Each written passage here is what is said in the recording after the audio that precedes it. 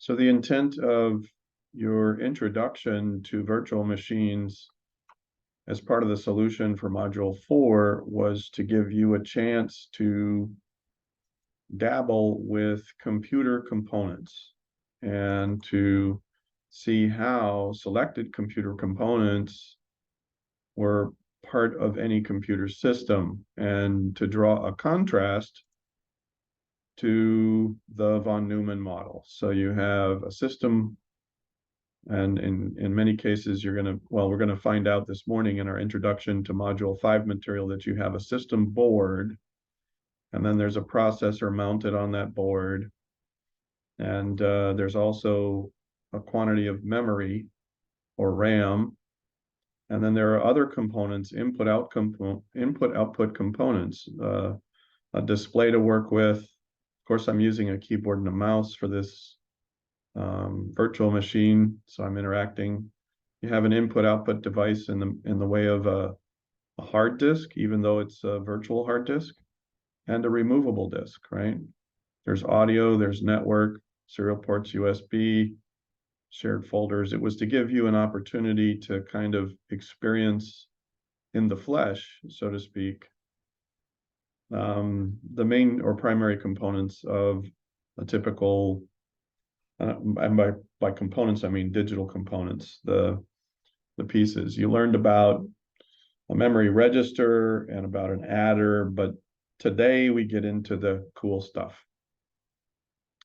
The fact that you have actually built a Debian machine. Alternatively, if you wanted to submit something to show, see, I did this, you could click the settings option here. If you're getting an error, you can do this and just show this screen and say, the updates have rendered my virtual machine inoperable, but here's my system and it's working. And then submit that, and we'll log credit for you. So everybody's mileage varies. Some are experiencing this and some aren't. In my own case, I did witness the same kind of thing, and I simply deleted the virtual machine, used the same ISO, so I removed it, including all the files. I still have the download, the ISO file, and I just rebuilt it. And that is one advantage of working with virtual machines, is that you can quickly recover and build, where in the physical world, it's not so simple, right? You have things configured in the physical rack in a data center. You have to reconfigure physical components. There's some time and energy. You can't just click a button and run with it. So any questions about how to move ahead with submissions for your Module 4 solution? Any questions? No question. Okay. So what I'd like to do now is pivot. I will be posting a final version of the Module 4 assessment before the week is out. So you will see in Module 4 the retake of the Module 4. Please be sure to complete your reconciliation promptly. So in Module 5 and 6, it's a two-part series about system architecture. What we're talking about is the actual physical construction of a computing device, right? So we're going to revisit the John von Neumann model and then look at the modern equivalents of the John von Neumann model. So if you extend or extrapolate what John von Neumann related into modern terms, what does that look like? What kinds of things are going on? We're going to engage the specification and construction of what we would call a white box computer system as a cottage industry. Many of you may or may not know that Dell and a company called Gateway and even Apple started with simple construction of computer systems in garages, in dorm rooms. Michael Dell started in a dorm room and built his empire. He came home from university at Thanksgiving and announced to a very upset family that he intended to drop out of his program. And his parents were hugely disappointed and upset, and you know, oh, well, and this ruins the whole family holiday. We have the whole family here at Thanksgiving. We're not going to carve the turkey. We're going to carve you, right? They were not happy until he told them that, well, if he could finish his orders by 15th of December, he'd clear $250,000.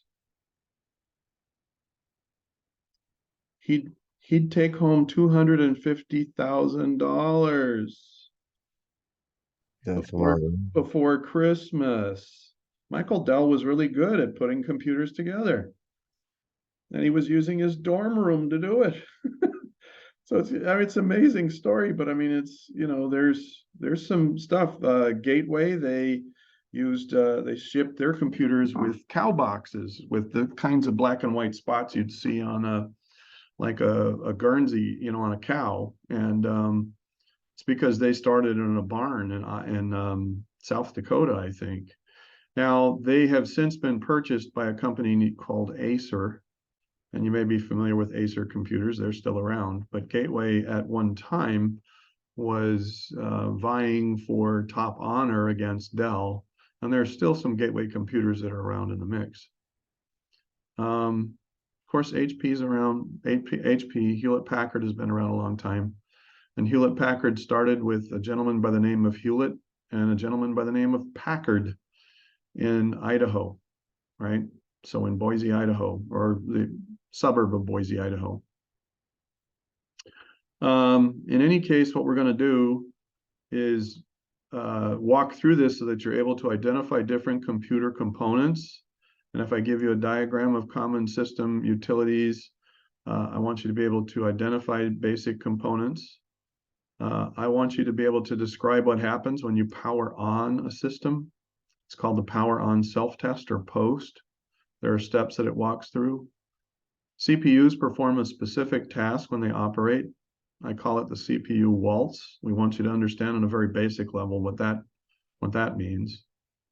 The motherboard is a major component. So the system board has evolved into specific bus designs. When we say bus, we mean data bus. We'll explain what that term means. And then we'll talk about system memory and the performance bottlenecks and how there are simple workarounds or hardware components that resolve those performance issues. We're also going to take the time to distinguish between processor types. There are new high performance processors, and the entire landscape of industry is changing with respect to hard drive technology and CPU technology, and those are very significant. So that's one thing we're going to touch on. We'll get into more of that in the final area. We're going to want you to do a little bit more with VirtualBox in this module, but I'll have some more specifics. Ideally, we wanted you to be able to use the Debian system. I may work a different solution before too long. Finally, we want you to be able to use system tools to assess and resolve most common system resource issues. So we want you to get your hands under the hood, and we want you to be able to resolve simple problems when those problems present. And in some cases, it's as simple as replacing a battery. So you power on the system, and you notice that the date on your system is always saying something like the year 2000, January 1st, and there's a battery on the system board. We'll show you that in a minute. Any questions?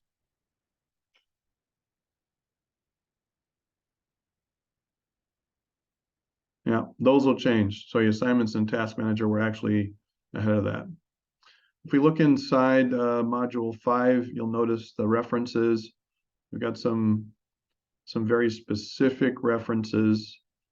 There's one that has to do with video cards, in particular, the company known as NVIDIA, but there's also a different, there are several companies that do some highly specialized video GPUs or graphics processors, that are used for high performance computing scenarios. And we'll be talking about building your own system. So we're going to set the stage for you to be capable of creating your own system. And Christmas is just around the corner. So in case you haven't finished relating your Christmas list to people in your family, you may be interested in sharing some things with them about what we learn in this module. Any questions so far? Nope. Okay. So let's dive in. What I'd like to do is just revisit von Neumann model. This should be familiar. You want to make sure everybody thinks of the von Neumann model in three primary zones. You have RAM, where the data and instructions are. This is a kind of a refresher, right? Everybody remembers something about this? Yeah. A little bit, yeah. The CPU, the central processing unit, includes an arithmetic logic unit. The ALU is technically the die where the computational activity really occurs. And it's by extension of what a full adder is. It's a full adder on steroids. And then if you follow the evolution of CPU design, what happened is that they had a generic computational unit, and then they added a specialized one for floating point, where you could buy a math coprocessor. If you were doing a lot of number stuff, if you were an accountant or a research scientist, you could buy a computer and add a separate chip that was called an FPU, right? It was a floating point coprocessor, a math coprocessor. What's happened since then is that they've integrated all of this together on the same CPU. There are memory registers embedded in the die, and there's a controller, a CPU controller that helps coordinate the basic activity of all CPUs, the waltz. The waltz. Has anybody ever heard of the term waltz? The dance, yeah. It is a dance, yeah. It's a 1, 2, 3 dance, right? So a waltz is a dance that's framed with 3 beats per measure. So it's got a bum bum bum kind of a rhythm to it, broken down into thirds. It's a 3-step. It is critical to understand that some I/O devices are dedicated solely for input and others are dedicated solely for output. Can somebody give me an example of a computing device that only does output?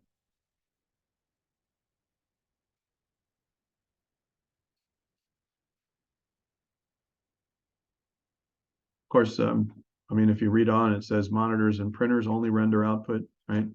Keyboard and mouse only accept input actions, but hard disks have both. So the deceptive part about this diagram is that when von Neumann came up with this model, this was the realm of mainframe computers. And in order to get information into a mainframe computer, you had to use data cards or other devices, tape, right? And so you would read from a tape. So there would be separate input and output devices that you could save information from. Most output in mainframe computers was restricted to printed reports and what you'd see on a terminal screen, right? So printers and monitors traditionally, but a hard disk, any kind of floppy disk or hard disk, USB drive kind of changes the dynamic because you can read to and write from. Of course, there are read-only disks, and that's something that's important to understand. All right, so here we have a picture of the lowly Raspberry Pi. And a Raspberry Pi is a $35 computer. Cambridge University, in partnership with hardware manufacturing leaders, decided that the world didn't have enough computers and that most people needed to be able to afford a working computer. This circuit board is the size of a credit card. These are USB ports where you can attach keyboard and mouse, or a Bluetooth dongle where you can have a cordless keyboard and a mouse. That is an Ethernet port where you can connect a hardwired network connection. But there's a graphics, there's memory here, there's a CPU, there are graphics controllers that are built in. This is a video output. The power source is the same kind of power source you'd use to charge your cell phone. So for $35, you can plug this thing into your smart screen TV and away you go. And for another $25 at Office Max, you can buy a cordless keyboard and a mouse, and you can browse the web, work Office apps, the whole 9 yards. You can basically stream YouTube and do your email and everything, right? Using something called a Raspberry Pi. So it's going to be lots of links in this study guide, in this module. Does anyone have any questions so far?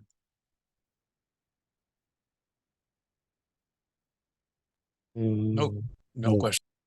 Have we showed you this diagram before? Does anyone recall seeing this diagram previously?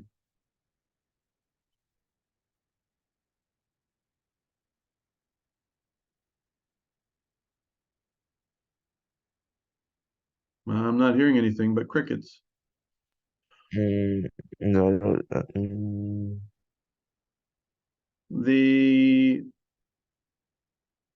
This is another way to depict a von Neumann diagram. If you take the von Neumann diagram and then you think about the input-output piece, and then you slide down here, there are other ways to draw the 3 zones. You have our CPU, right? You have your data, you have your RAM, but then over here there's stuff about out, and then there's instruction memory, that's ROM, that would be a BIOS chip, right? yeah. If you look closely enough, you can see, oh, here's input, here's output. So I have input, output, I have data memory, and I have a CPU. There are many different ways to represent the von Neumann model, and some of them can look pretty squirrely or different. Or convoluted. Yeah, this particular device itself is what's used to start the computer. Whenever you see ROM, it means read-only memory. When you power on a computer, a BIOS chip or ROM chip, read-only memory, is specifically designed not to be able to read and write data and instructions, but rather to contain the things that are needed to initialize your computer components. So the BIOS purpose is to initialize all of the computer components when you power it on. There's a self-test that does this. And so this is basically another von Neumann diagram. It just looks different, and they don't really differentiate a whole lot when it comes to the input and the output. The thing to understand that most people don't get is that there's usually a CPU in the middle of everything. So when you first power on a computer, it's going to conduct the power on self-test, but then the very first thing it's going to do is read the boot sector of the hard drive, and it's going to load that into memory, and the instructions to read to output that boot sector and to load it into memory is coming from the CPU. So usually the CPU is in the middle. There are cases where the CPU is not in the middle. That's an innovation that helped resolve a bottleneck. We'll talk more about that in a little bit. The thing I want you to do, though, is I want you to click every single link, and I want you to take the time to review what you see. If it's in the study guide, which is in your references folder, you have to know it. Let me repeat that. If it's in your study guide, which is loaded into your references folder, the intention of any link is for you to take the time to investigate. And this is in particular, it's particularly true for this module and our final module. There's a lot of online references. So it basically explains all of the different components of a computer system in conventional terms about a motherboard, a power supply, because you got to get electricity in there somehow. You can't have circuits, you can't have on and off, you can't do binary, you can't work logic without electricity. You got to have juice, right? You have to have a way to store memory permanently. If you don't have a non-volatile method of storing memory, well, you pretty much have a brick. It's not very useful. They contrast how a solid state drive is different from a hard drive, and then you have removable drives, right? So removable drives can be optical disks that are read-only, or it could be a USB drive. They go into detail about a graphics card, the CPU, the RAM, monitor, mouse, keyboard, and gamepad. Let's look at the CPU part. I'm not sure why we want that.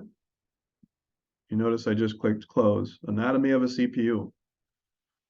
So here you have a silicon material, silicon wafer, and you have all of these circuits that are etched, all of these logic gates that are etched into the silicon wafer. And it basically takes you through some of the important ideas about how a CPU works, right? The instruction set architecture, when a CPU is created, there is low-level code, very low-level code. It's called assembly language. And along with that, there are specific instruction sets that are intentionally devised by the hardware manufacturer. It allows you to access the hardware components of the chip. Now, the instruction set of a chip is what's referenced when an operating system is created. So that's another aspect. If you look at your book, your textbook, it shows the very same things. We go from logic gates to building CPUs and processors, and then the rest of your textbook talks about creating an instruction set or assembly language, and then going from there to create the operating system. So it's a really cool progression your textbook walks through. We're only going to have time to dabble with some of that in this course. That's why the course is called Introduction to Computer Architecture. You do have a classification, two classifications of chips. One is called a CISC, Complex Instruction Set. And then there's a RISC chip. A RISC chip is Reduced Instruction Set. We're going to see more about this, but this is as good a time as any. RISC chips are the future. CISC chips are the past. We've reached a place where the instruction set has become so complex for general purpose CPUs like Intel, I-Core processors and AMD processors that it's really unwieldy, and there are a lot of challenges associated with that in the operating system. So in any case here, you have a breakout of, see, and this is consistent with the von Neumann model. You have the control unit, right? You have registers, you have input and output, and you have main memory. This is another version of the von Neumann model. If you add the input and output on either side of the main memory, you have everything right there. It's just a different view of it. So I want you to get used to the idea that a von Neumann model can manifest in a variety of different ways. Any questions about how this works so far? All right. So I want to talk to you about the walls, right? We get into the instruction cycle. Well, all right, let's talk about this very quickly too. Your power on self-test, right, is the routine that your computer uses to check all the components before it boots the operating system, before it starts, right? So there are power cycles out to each of the digital components, the hard drive flashes, the network card flashes, your display blinks at you. It's basically putting a little bit of voltage to each one of those components. Think of it as a pre-flight check, right? So if you're in an airplane, before they take off, they check things. Same thing is true for a computer. Think of post as a pre-flight checks before the system is loaded with its operating system. Now, the protocol to perform the post is stored inside a ROM chip that's called the BIOS. And the process that it executes is framed within a second component that's called the basic input output system, or BIOS. Every computer system has a BIOS chip, but in recent days, they've taken up a practice of putting that information into a secret partition on the hard drive instead of putting it onto the chip. Why have they done that? Well, hackers figured out a way to inject their malicious code into the BIOS chip. So when people try to get rid of the virus, they can't get rid of the virus. That's because it's embedded on the motherboard inside the BIOS chip. So what they've done is come up with a convention where they've created a hidden partition of the hard disk where they store the UEFI. So this new acronym, right, is a replacement for BIOS that's stored on a physical ROM chip. UEFI instead is stored inside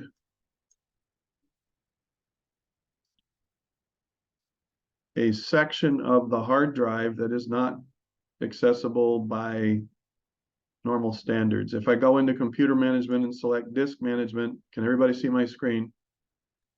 Yep. Yes. Yeah.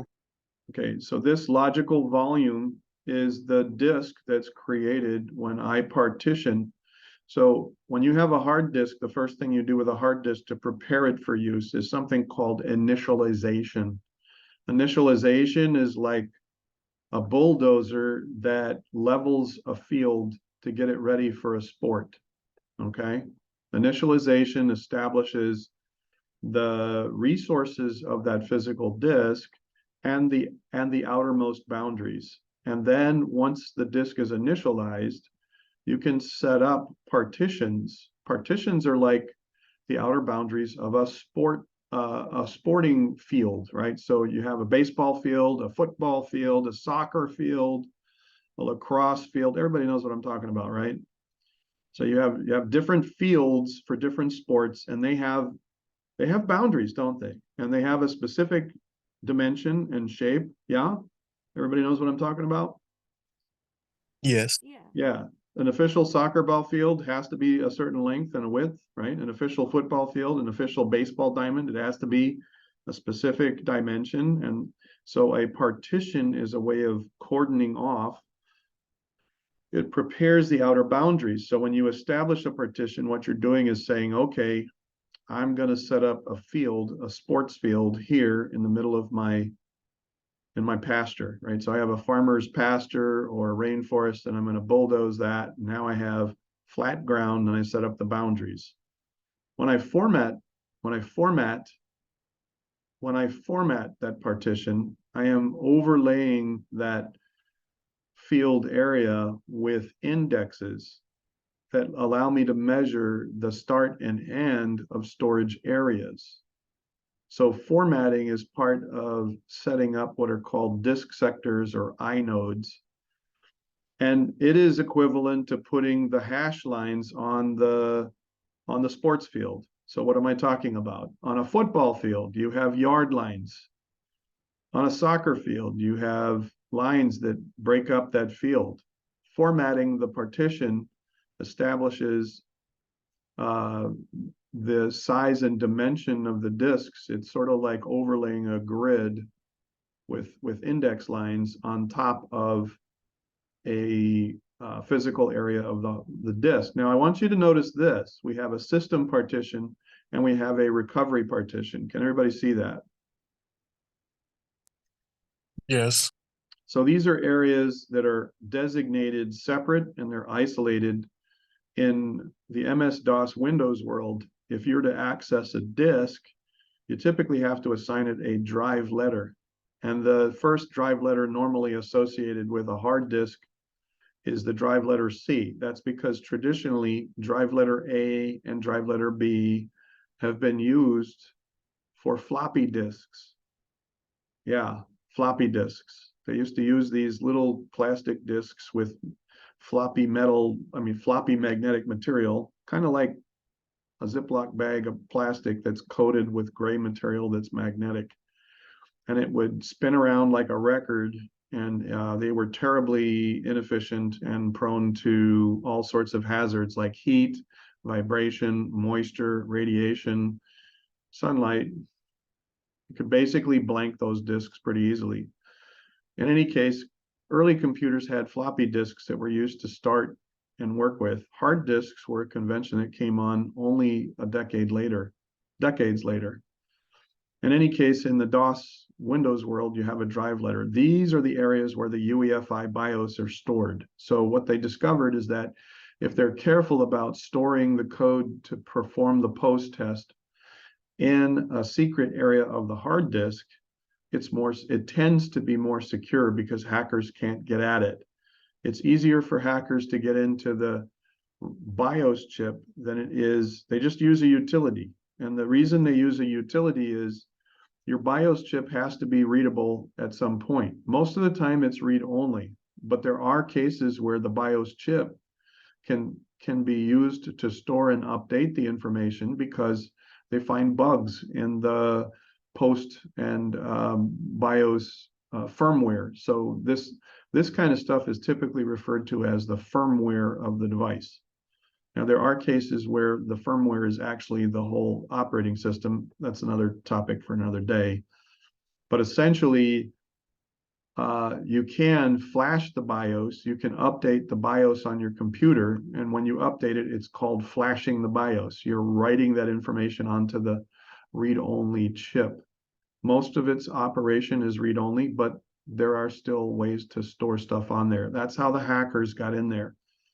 But if you hide that in a place where you can't get to it, this new technology, this new way of booting a system replaces the old BIOS chip. It's called the Unified Extensible Firmware Interface. And in fact, UEFI code can be stored on a network drive so that a server can be used to boot thousands of computers. Now, this is a problem because if hackers know where that UEFI code is on the server and they manage to corrupt it, that server that boots thousands of computers has now effectively corrupted thousands of systems. It's a thing. It's a thing, right? But it is the latest way of starting a machine up when you power it on. Any questions about UEFI? I expect you to read that wiki article about UEFI, and I expect you to read this one about BIOS. That's a quick YouTube video about BIOS, right? So, and don't be shocked if I have questions in the assessment from this website, not from the study guide, from the website. That's what's going to happen this time in our last two modules, because there is a lot of really cool information, and most of it's pretty easy to walk through. You just got to make sure. Now, the BIOS chip is made out of erasable, programmable, read-only memory. That's where the term read-only or ROM comes from. On steroids, they have new versions of this. It's called EEPROM or double EEPROM. you can actually erase this with UV light. So you can take a UV light for some of these chips. There's a window on there. If you take a black light and flash it inside a computer, you wipe the computer so it can't boot. It's kind of an odd thing. Lots of information about BIOS. Let's talk about the CPU waltz. And then at that point, we're probably we'll mention one innovation, couple of innovations, and then we'll be done. Any questions before we continue? Every CPU performs a time-honored three-step process that repeats over and over and over again. And all computing systems operate in this fashion. In fact, it's important for operating systems and applications, especially software developers, to understand how this works. The hardware, the engine that runs all your software, basically does three things all the time. And because it's performed in three steps, I'd like to think of it as a waltz, right? The CPU waltz. That's my term for it. I don't think you're going to find that in other references or textbooks, but basically the first step is to fetch the data and instructions. So what are we saying? We have to fetch the data and instructions from where? Where are data instructions stored? In memory, okay? Now, ultimately, where do they come from when they're loaded into memory?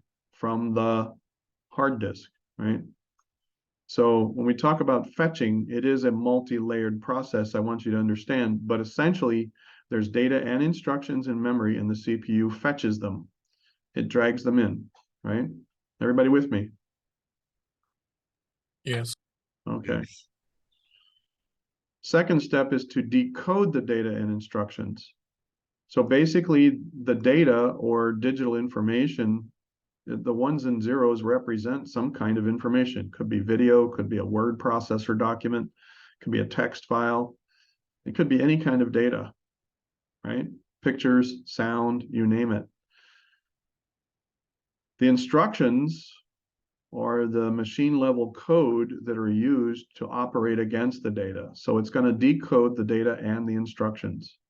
So it has to determine, okay, here's a data type, and here are the instructions to operate against that data type. Guess what? If the data type doesn't match if it doesn't track with the instructions that are written for a given data type, we have a problem, okay? So that's why you have such concern when you're developing applications for, being careful about data type, right? Everybody understand what I'm saying? Yeah. Yeah. Step 2, data and instructions. So it's going to decode, it's going to fetch it, then it's going to decode it, and then what is it going to do? It's going to execute the data, right? It's going to execute instructions against that data. Now, those instructions could be a computation. The instructions could be a transformation. The instructions could be a read and write from.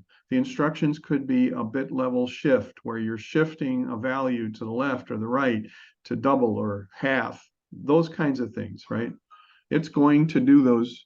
It's going to perform those instructions, and to the extent that it can execute those, that's what's going to happen. Now, what happens after this is done? Would anyone care to guess? It executes. It executes the instructions, and then let's pretend that those instructions are successful, and now you have output. This is where it's not so intuitive. You have Okay. output. You have output from the execution, right? So what happens is that your CPU has to fetch some more instructions about and then decode those instructions and then say, okay, now I've got to store. So this 3-step process repeats over and over again, and it happens every time there are intermediate steps. So if there is output from the executed data, you have to either display it, put it out to a device, you have to store it temporarily if it's an intermediate result, or you have to store it to a hard drive, right? Which means that you have another task to perform. What do you do when you have to write something? You fetch the data and instructions about that write operation. Then you decode the data and instructions on that write operation. Then you execute the write operation. Every single task, every single step. All right. It's this 3-part drill. It's this 3-part cycle. Okay. So every time you perform a task, regardless of that task, if there are intermediate steps along the way, it's 1, 2, 3, 1, 2, 3, 1, 2, 3 the whole time. And it's sequence driven. So you have to have counters. A PC is a process counter. Okay. And when you see the reference PC, it's not talking about a personal computer. It's talking about a counter. I want to be crystal clear about that. You'll see a reference to PC if you haven't seen it already. You may have seen it already. Okay. Now, as far as the boot sectors are the first areas of a hard disk that are used to load the operating system. So we were talking about formatting a disk. Here's something I want you to know, and then we're going to close for the day. There are 3 significant, when it comes to the CPU, there are 3 significant trends about CPUs. And some of this, all right, so all CPUs are doing the waltz, all of them. But there are some things to understand about CPUs that is changing the whole landscape, okay? One is that most manufacturers are shifting from complex instruction sets, which is what CISC stands for. A CISC chip is a complex instruction set chip. That's what that stands for. Reduced instruction set chip. So the die, all right, now you call the actual processor itself a die. Okay. So when you look at a CPU and you hold it in your hand, you're like, wow, this is a big CPU. That's technically called the package. The package allows for connectivity. There's extra pins, there's a square frame that snaps into a socket. So the package is the form factor that the die is mounted within. It's actually, the CPU itself is actually called a die. And they're including more components into that die. They're building more into the CPU. In fact, they're building wireless into the die. They're building RAM into the die. They're building a graphics controller into the die. Put another way, they're putting the whole stupid system on the chip. It's called System on a Chip, or SoC. That's the second thing that they're doing. So they're going to reduced instruction sets. They're putting everything on that die, on that chip, the entire system on a chip. And if that weren't enough, they now have a malleable processor that's made of adaptable logic gates and transistors. Has everybody ever seen The Terminator, the movie The Terminator? Yeah. Yes. And did you see Terminator 2, where the other advanced Terminator was like liquid metal and he could take up different shapes and different identities? Yeah. Yeah, that's what we're talking about right here. It's the same thing. We're talking about a similar thing. We're talking about a processor that has logic gates, and you tell it, okay, I want more graphics controller. So you program this thing and it rewrites the logic gates and transistors. It's malleable. It flows. It changes. You can make it what you want. You can change the design. You can improve the amount of memory or decrease the amount of cache. You can add extra registers to the floating point calculator. You can adapt it as you need to, because, hey, we're always adapting and we're always changing. Why should we have to recreate an entire factory line to do a new kind of chip? If we can just get the liquid metal to flow a certain way, it's called a field programmable gate array. And wow, is it gonna change everything? Because it's like that Terminator that's liquid. Okay. At this point, what I'd like to do is stop. I know some of you have other classes to get to. If you need to peel off to move with a purpose toward that next class, I'll understand. Does anybody have any questions about where we've stopped here with the CPU? Can everybody see how many pages we have in this program? Everybody see how many pages? The study guide. Yeah, yeah, might be good to get the study guide and have a look at it, right? By the time we meet next, we're going to be getting halfway through this. So we're going to be covering more material and faster, and I need you to do some on your own. It's very important if we're going to get to the end and get to the finish line with everybody in a good place. I need you to read ahead. Okay? This is your textbook now. So instead of going back to our textbook, I want you to use this as your textbook and read more of it. Capiche? Yes. Yes. That's Sicilian for, do you understand? All right. Very good. Thank you for joining us today. Unless you have, does anybody have any questions or comments they'd like to share before we